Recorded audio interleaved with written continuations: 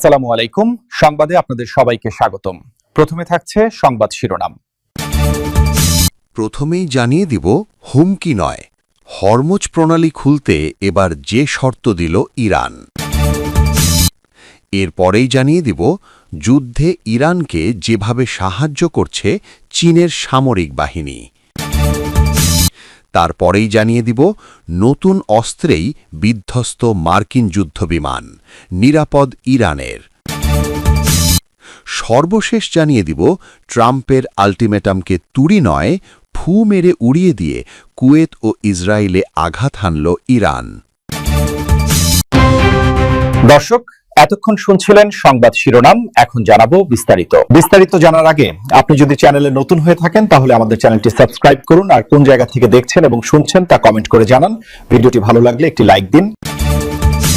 বিশ্ব বাণিজ্যের অন্যতম গুরুত্বপূর্ণ পথ হরমুজ প্রণালী নিয়ে তৈরি হয়েছে চরম অনিশ্চয়তা। সাধারণ পণ্যবাহী জাহাজ থেকে শুরু করে বিশাল তেলের ট্যাঙ্কার, সবকিছুই এখন এক বড় সংকটের মুখে দাঁড়িয়ে রয়েছে। ইরান ও যুক্তরাষ্ট্রের পাল্টাপাল্টি অবস্থানের কারণে মধ্যপ্রাচ্যের এই জলপথটি বর্তমানে আলোচনার কেন্দ্রবিন্দুতে। পরিস্থিতি এমন পর্যায়ে পৌঁছেছে যে যার প্রভাব পড়তে পারে দীর্ঘকালীন বৈশ্বিক বাজার ব্যবস্থার উপরও। হরমুজ প্রণালী দিয়ে জাহাজ চলাচল স্বাভাবিক করতে ইরান এবার স্পষ্ট শর্ত জুড়ে দিয়েছে।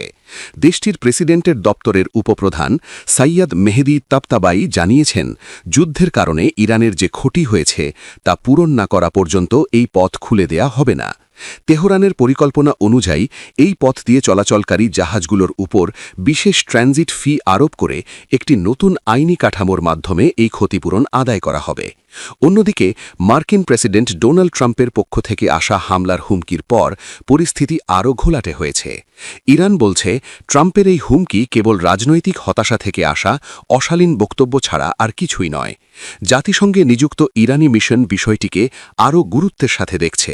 তাদের মতে, বেসামরিক অবকাঠামো লক্ষ্য করে হামলার হুমকি সরাসরি আন্তর্জাতিক আইনের লঙ্ঘন এবং যুদ্ধপরাধের শামিল। বিশ্বের শক্তিধর রাষ্ট্রগুলো এই অস্থিরতা নিয়ে চিন্তিত। চীনের পররাষ্ট্রমন্ত্রী ওয়াং ই রাশিয়ার সাথে এক ফোনালাপে স্পষ্ট করেছেন যে কেবল যুদ্ধবিরোধীর মাধ্যমেই এই জলপথের সংকট সমাধান সম্ভব। আন্তর্জাতিক বিশ্লেষকরা মনে করছেন, যদি দ্রুত কোনো কূটনৈতিক সমাধান না আসে তবে জ্বালানি তেলের দাম আকাশচুম্বী হতে পারে। এখন প্রশ্ন হল, ওয়াশিংটন এবং তেহরান কি আলোচনার টেবিলে বসবে, নাকি জেদের লড়াইয়ে পুরো বিশ্ব এক বিশাল অর্থনৈতিক সংকটের মুখে পড়বে? উত্তরের অপেক্ষায় এখন গোটা বিশ্ব। মধ্যপ্রাচ্যের যুদ্ধের ময়দানে যোগ দিল এবার নতুন এক খেলোয়াড়। না, এই খেলোয়াড় সরাসরি সৈন্য নয়, বরং তথ্য। আর সেই তথ্যের উৎস হিসেবে উঠে আসছে চীনের বেসরকারি প্রযুক্তি কোম্পানিগুলো। তাহলে কি চীন যুক্তরাষ্ট্রের সঙ্গে চলমান যুদ্ধে পরোক্ষভাবে ইরানের পাশে দাঁড়িয়েছে? ইরানের যুদ্ধ শুরুর মাত্র 5 মাসের মাথায় সামাজিক যোগাযোগ মাধ্যমে ছড়িয়ে পড়ে একের পর এক চমকপ্রদ তথ্য। কোথায় আছে মার্কিন সামরিক ঘাঁটি, কোন পথে এগোচ্ছে বিমানবাহী রণতরী, এমনকি তেহরানে হামলার প্রস্তুতিতে কোন যুদ্ধবিমান কোথায় মোতায়েন, সবকিছুই যেন হঠাৎ করে উন্মুক্ত হয়ে যায়। এই তথ্যগুলোর উৎস খুঁজতে গিয়ে সামনে আসে এক নতুন বাস্তবতা: চীনের দ্রুত বিকাশমান একটি ডেটা মার্কেট, যেখানে বেসরকারি প্রযুক্তি প্রতিষ্ঠানগুলো কৃত্রিম বুদ্ধিমত্তা আর ওপেন সোর্স তথ্য ব্যবহার করে তৈরি করছে গোয়েন্দা বিশ্লেষণ, যা কিনে নিচ্ছে বিভিন্ন পক্ষ। বিশ্লেষকদের মতে, এই কোম্পানিগুলোর কিছু সরাসরি না হলেও পরোক্ষভাবে চীনের সামরিক বাহিনীর সঙ্গে যুক্ত। অর্থাৎ এটি শুধু ব্যবসা নয়, এটি একটি কৌশল। গত 5 বছরে চীনের সিভিল মিলিটারি ইন্টিগ্রেশন কৌশলের আওতায় গড়ে উঠেছে এই প্রতিষ্ঠানগুলো, যেখানে বেসরকারি প্রযুক্তিকে ধীরে ধীরে সামরিক শক্তির অংশে পরিণত করা হচ্ছে। আর ইরান যুদ্ধ যেন তাদের জন্য হয়ে উঠছে বাস্তব পরীক্ষার মঞ্চ। এই প্রেক্ষাপটে উঠে আসে একটি নাম, মেজারভেশন। 2021 সালে প্রতিষ্ঠিত এই কোম্পানি পশ্চিমা ও চীনা ডেটা একত্র করে এআই দিয়ে বিশ্লেষণ চালায়। তাদের দাবি, মধ্যপ্রাচ্যে মার্কিন ঘাঁটির কার্যক্রম, নৌবাহিনীর চলাচল, এমনকি ক্ষেপণাস্ত্র প্রতিরক্ষা ব্যবস্থার অবস্থান পর্যন্ত শনাক্ত করতে সক্ষম তারা। 200-র বেশি সার্ভিস ও ফিচারে লেনদেনের সব বিকাশ উপায় সম্ভব। তাদের প্রকাশিত তথ্য অনুযায়ী অপারেশন এপিক ফিউরি শুরুর আগেই তারা শনাক্ত করেছিল মার্কিন বাহিনীর বড় ধরনের সমাবেশ, বিশেষ করে 2টি বিমানবাহী রণতরী বহনের অগ্রযাত্রা, যা যুদ্ধের আগে বড় ধরনের প্রস্তুতির ইঙ্গিত হিসেবে দেখা হয়। শুধু তাই নয়, তারা ইসরায়েলের আভোদা এয়ারবেস, সৌদি আরবের প্রিন্স সুলতান এয়ারবেস এবং কাতারের আল উদেইদ এয়ারবেসে মোতায়েন করা মার্কিন যুদ্ধবিমানের সংখ্যা ও ধরন নিয়েও বিস্তারিত তথ্য প্রকাশ করে। আরেকটি প্রতিষ্ঠান জিং আন টেকনোলজি দাবি করেছে তারা নাকি মার্কিন B-2H স্টেলথ বোমার বিমানের মধ্যে যোগাযোগ রেকর্ড করতে পেরেছে, যদিও পরে সেই তথ্য মুছে ফেলা হয়। তবুও এই দাবি ঘিরে তৈরি হয়েছে তীব্র বিতর্ক। ইরানের আকাশসীমায় মার্কিন যুদ্ধবিমান ভূপাতিত হওয়া থেকে শুরু করে গভীর রাতে চালানো রুদ্ধশ্বাস কমান্ডো অপারেশন। গত ৪৮ ঘণ্টায় পারস্য উপসাগর হয়ে উঠেছে জীবন্ত এক আগ্নেয়গিরি। মার্কিন ইতিহাসের অন্যতম সাহসী এবং দুঃসাহসিক অভিযান চালানোর দাবি করেছেন ডোনাল্ড ট্রাম্প। তার ভাষ্যমতে ইরানের দুর্ভেদ্য প্রতিরক্ষাব্যূহ ভেদ করে নিখোঁজ মার্কিন FE স্ট্রাইক ইগলের পাইলটকে উদ্ধার করেছে যুক্তরাষ্ট্রের special forces. President Donald Trump নিজেই ট্রুথ সোশ্যালে এই জয়ের কথা ঘোষণা করেছেন। তিনি জানিয়েছেন ইরানের মাটির গভীরে ঢুকে কমান্ডোরা তাদের বীর সেনানীকে ছিনিয়ে এনেছে। কিন্তু এই উদ্ধারকাজ কি রক্তপাতহীন ছিল? ইরান বলছে অন্য কথা। তেহরানের দাবি মার্কিন অপারেশন রুখে দিতে গিয়ে প্রাণ হারিয়েছেন অন্তত ৫ জন। ইরানের দাবি অনুযায়ী ইসফারাহানের আকাশে মার্কিন বাহিনীর একটি বিশাল আকার C-30 ট্রান্সপোর্ট বিমান এবং 2টি ব্ল্যাক হক হেলিকপ্টার গুড়িয়ে দিয়েছে তাদের আকাশ প্রতিরক্ষা ব্যবস্থা। হোয়াইট হাউস অবশ্য ক্ষয়ক্ষতির খবর উড়িয়ে দিয়েছে। ট্রাম্পের দাবি একজন আমেরিকান সেনার গায়েও আঁচড় লাগেনি। তার ভাষায়, আমরা প্রমাণ করেছি ইরানের আকাশে আমাদের একচ্ছত্র আধিপত্য। 2 দিন ধরে নিখোঁজ থাকা সেই কর্নেল পদমর্যাদার পাইলট এখন নিরাপদ আশ্রয়ে। ট্রাম্প সাফ জানিয়ে দিয়েছেন, আমরা আমাদের কোনো যোদ্ধাকে শত্রু শিবিরে ফেলে আসি না। উত্তেজনার পারদ আরও চড়িয়েছে একটি ইসরায়েলি ড্রোন ভূপাতিত হওয়ার খবর।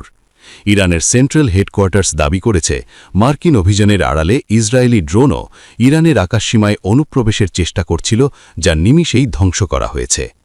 ঘটনার সূত্রপাত শুক্রবার থেকে, যখন ইরান একটি মার্কিন FE বিমান ফেলে দেয়। এখানেই শেষ নয়, কুয়েতের আকাশে কয়েক কোটি ডলার মূল্যের একটি A-10 ওয়ার্থ হক বিমানও ইরানি ক্ষেপণাস্ত্রের শিকারে পরিণত হয়েছে বলে খবর পাওয়া যাচ্ছে। একের পর এক অত্যাধুনিক যুদ্ধবিমান হারিয়ে পেন্টাগন এখন চরম মারমুখী অবস্থানে। ট্রাম্পের এই অভিযানকে বোকামি বলে আখ্যা দিয়েছে তেহরান। ইরানের পক্ষ থেকে হুঁশিয়ারি দেয়া হয়েছে, এর বদলা নিতে তারা প্রস্তুত। তাদের হাতে নাকি মজুদ আছে বিগ সারপ্রাইজ, যা আমেরিকার সামরিক দম্ভ চূর্ণ করে দেবে। ট্রাম্পের আল্টিমেটামকে তুড়ি নয় ফু মেরে উড়িয়ে দিয়ে কুয়েত ও ইসরায়েলে আঘাত হানল ইরান। হুঁশিয়ারির সময় বেঁধে দেওয়া হয়েছিল ৪৮ ঘণ্টা। তাকেই যেন কোনোরকম তোয়াক্কা না করে 2 দেশের ওপর ঝাঁপিয়ে পড়ে তেহরান। 5 এপ্রিল রোববার ভোরে ইসরায়েল ও কুয়েতের আকাশ যেন ভরে যায় ক্ষেপণাস্ত্র ও ড্রোনে। একের পর এক বিস্ফোরণে কেঁপে ওঠে চারপাশ। জানা যায়, ইসরায়েলের তেল আবিব সহ বিভিন্ন এলাকায় এবং কুয়েতের একাধিক স্থানে হামলা করেছে ইরান। এর পরপরই ক্ষতিগ্রস্ত ভবনে শুরু হয় উদ্ধার তৎপরতা। কোথাও ধোঁয়ায় ঢেকে যায় আকাশ, কোথাও আতঙ্কে ছুতে থাকে মানুষ। এই হামলার ঠিক একদিন আগে মার্কিন প্রেসিডেন্ট ডোনাল্ড ট্রাম্প ইরানকে ৪৮ ঘণ্টার আল্টিমেটাম দেন। তিনি ইঙ্গিত দেন, নির্ধারিত সময়ের মধ্যে চুক্তিতে না পৌঁছালে নেমে আসবে ভয়াবহ পরিণতি। তার সেই বক্তব্য ছড়িয়ে পড়তেই উত্তেজনা আরও বেড়ে যায় পুরো অঞ্চলে। কিন্তু তেহরান সেই চাপ মানেনি, বরং পাল্টা শক্তি দেখিয়েছে। ইরানের সামরিক নেতৃত্ব জানায়, এই হুমকি তারা প্রত্যাখ্যান করেছে। একজন জেনারেল সতর্ক করে দেন, এমন চাপ অব্যাহত থাকলে পরিস্থিতি আরও ভয়াবহ দিকে যেতে পারে। 1 মাসের বেশি সময় ধরে চলা এই সংঘাতে বদলে গেছে পুরো অঞ্চলের বাস্তবতা। যুদ্ধ এখন শুধু সীমান্তে আটকে নেই, এটি ছড়িয়ে পড়েছে অর্থনীতি, জ্বালানি ও কৌশলগত পথগুলোর ওপরও। বিশেষ করে হরমুজ প্রণালী এখন সবচেয়ে বড় উদ্বেগের জায়গা। বিশ্বের গুরুত্বপূর্ণ তেল পরিবহন পথগুলোর একটি এই প্রণালী।